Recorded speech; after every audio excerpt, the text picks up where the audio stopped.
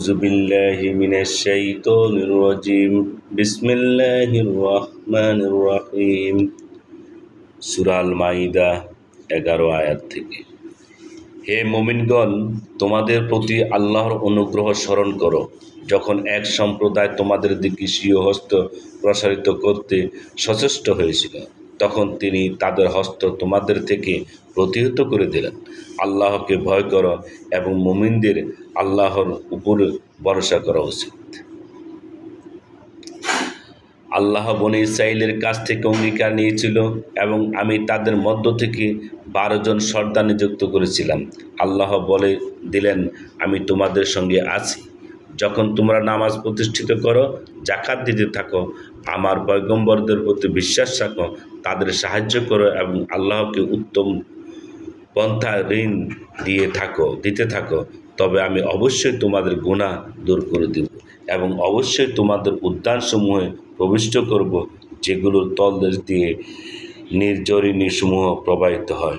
অতঃপর তোমাদের মধ্য থেকে যে ব্যক্তি এরপরও কাফের হয়, সে নিশ্চিতই সরল পথ থেকে বিচ্যুত হয়ে পড়ে। অতএব তাদের অঙ্গীকার ভঙ্গের দরুন আমি তাদের উপর অভিসম্পাত করেছি এবং তাদের অন্তরকে কঠোর করে দিয়েছি।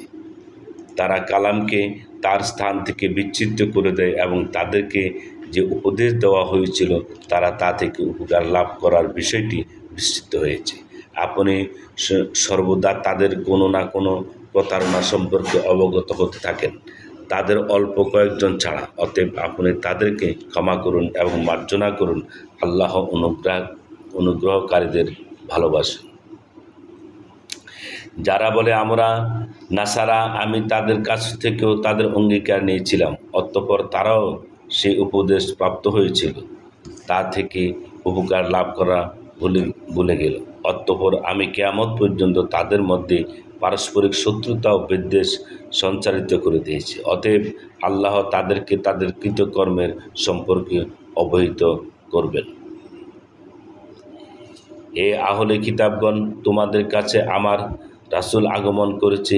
কিতাবের যেসব বিষয় তোমরা গোপন করতে, তিনি তার মধ্য থেকে অনেক বিষয় প্রকাশ করেন এবং অনেক বিষয় মার্জনা করেন।